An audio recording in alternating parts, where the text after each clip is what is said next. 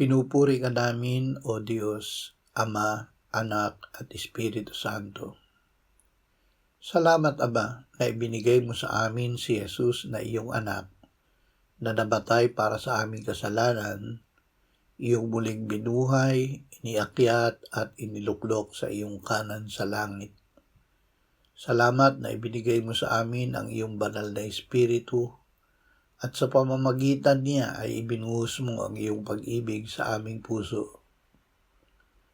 Panginoong Hesus, ang iyong kapakumbabaan ang dahilan ng iyong lubos na pagsunod sa Ama hanggang kamatayan sa krus.